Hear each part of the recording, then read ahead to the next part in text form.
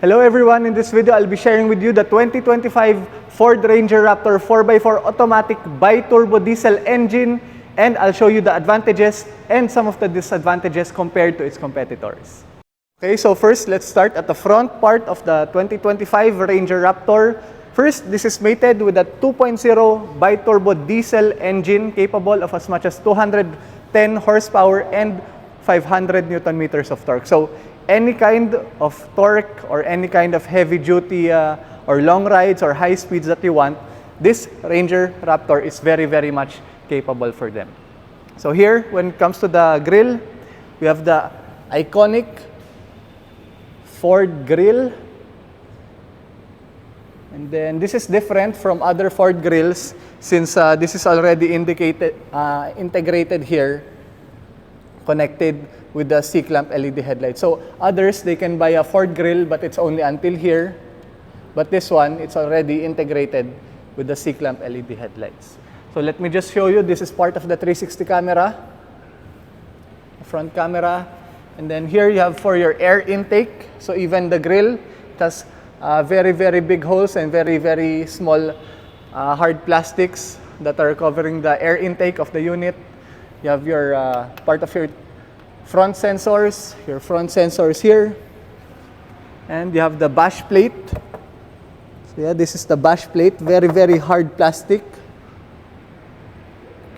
And then here you have your LED fog lamps. You have your C-clamp daytime running lights LED. You have your matrix LED headlights. You have your headlights LED, and you have your turn signal indicators, as well as your lights, just in case you are turning in sharp curves. So if your wheels are turning to the left light will on. So at least you have some added guided support for vision. So that's also for some off-road purposes. So here you have the muscular. So you have a muscular aerodynamic tone here, as well as here, and for your air vents of your hood.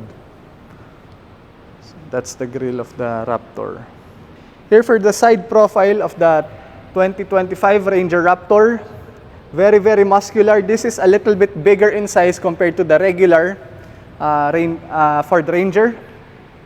Of course, here you will notice that the side fenders and the body actually of the Raptor is a little bit more contorted to add to its width.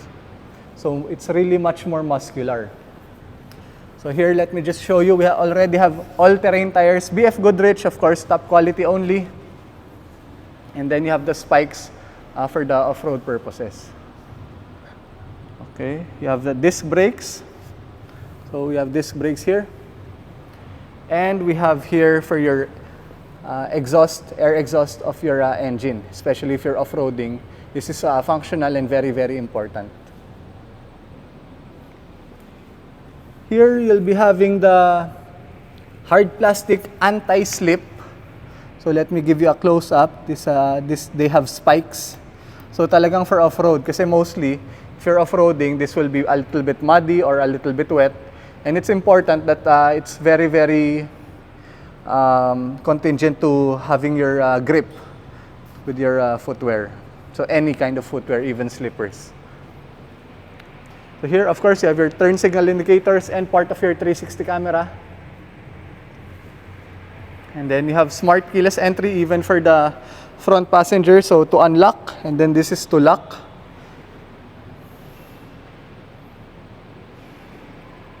Then here, our suspension is coilover shocks with Fox shocks already. So same, you already have disc brakes and all-terrain tires, BF Goodrich. And then here, you have your big Raptor sticker. So yan, this is actually basically waterproof as well. And then here, if you'll notice, one disadvantage of the Raptor, well, I'll be explaining it to you in a bit, we don't have the rear back step.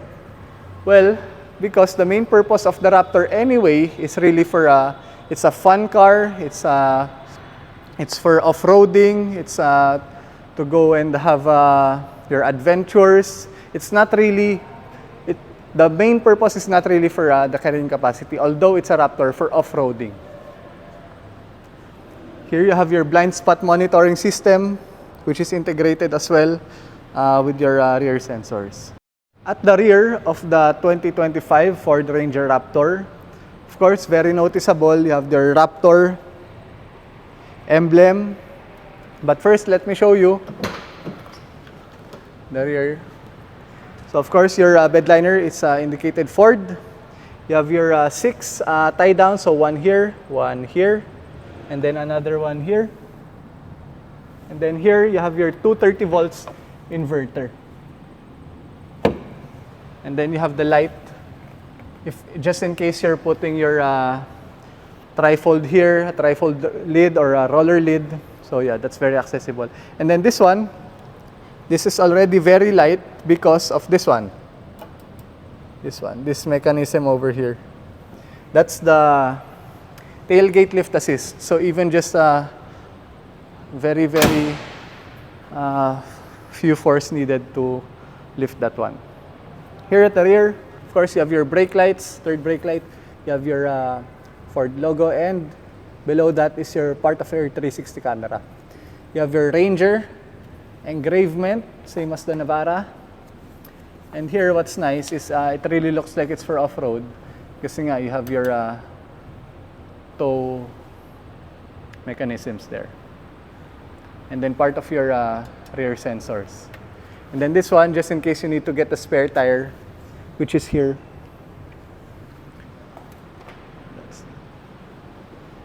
Just to give you another angle. For the driver's side of the Ford Ranger Raptor 2025, let me show you this one first, the door first. So here you have your lock and unlock. And then if you'll notice, you don't have the door handle here. The door handle is already this one. So yeah, this is your door handle already. Just beside the window controls, the adjustment for the side mirrors. And this is to close the side mirrors electronically, and then this one is to lock the windows. So, yeah. Here you have Alcantara leather-like part of your door. And then here, if you want to have some cup holders and to place some documents here. So for the seat of the Raptor, you have your electric power adjust. So this is to the front, this is the rear, this is down, this is up. This is for your, And then this one is for your lower back or lumbar support. So as you'll notice, the style of this one, the Raptor, the seats are a little bit custom made. So yeah, so it's jet fighter style seats. You have some Alcantara leather like leather here. So here, for the left side of the driver, you have your code orange trim, and then you have your cup holders. And then this one is your for your light control. So this is for the bed, the light of the bed of the pickup sa likod. Then this one, you just twist this for to off the headlights, to put it into parking lights, for the automatic headlamps, and for the regular headlamps na naka-on lang siya. This one is for your brightness of your instrument cluster and the touch screen. So inside, let me get you a better look of the Raptor. So here, this is your steering wheel. You have the indicator where your wheels are turning. Kasi minsan if off-road, magulo yung steering wheel. So at least you know where it is heading towards. And then down here, you have your Raptor. Yeah. And then you have your code orange trims all throughout. And then this one, I really like this touch. So this is easier to grip. Even just with one hand, you can do your U-turns or turning. So here we have this one, the plus, and then this is for the minus. So those are your paddle shifters. This is for your cruise control if you're mostly going to use it for long drives. So this one is to activate cruise control, limit. This is to cancel or reset.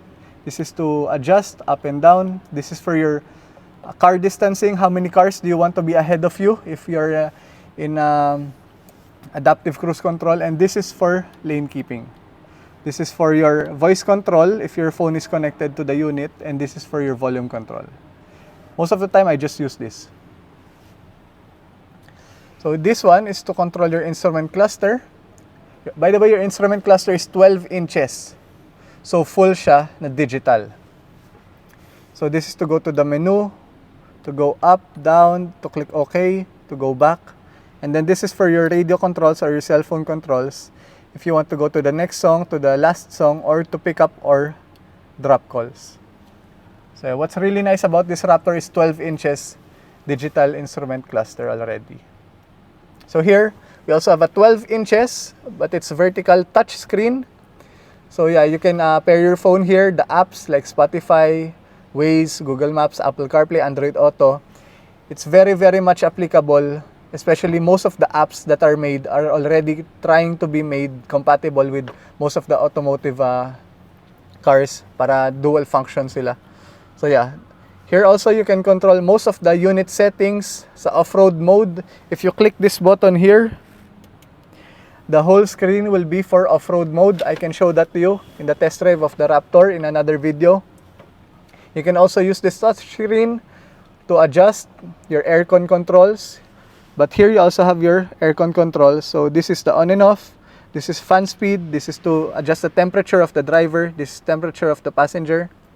So you can on and off the AC if you want fan mode. This is to make it air circulation, to row out the cabin. This is for your hazard. On and off button for your volume, and this is to adjust the volume. You have your wireless charging, you have your wire charging, and a very, very nice gear shifter. So this is your gear shifter already for the... It's very, very small. See?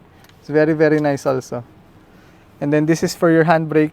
So just like a normal handbrake, if you push this, it means you release. And if you pull this, it means you're pulling the handbrake. This is your off-road button, which I will be explaining to you in another separate video. This is for your parking assist, which is not really that used here in the Philippines. And this is to off your traction control. For your driving modes, you can just twist this to go to eco mode, sport mode, mudrat mode, slippery mode, normal mode, sporty mode.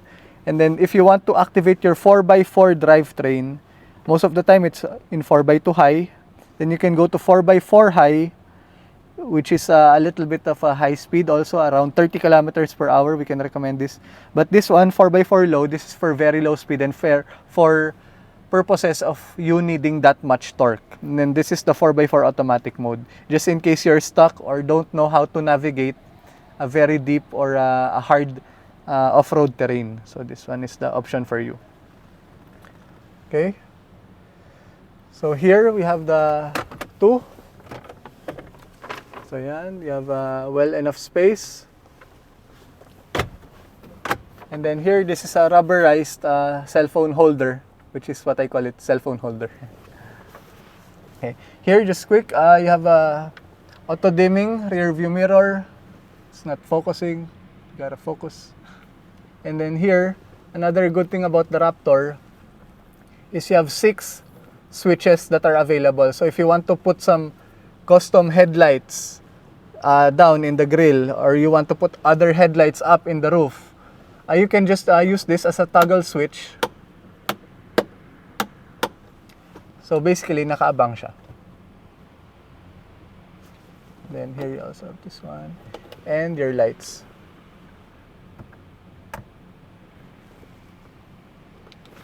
Okay, for the second row of your Ranger Raptor 2025, we have the same style seats.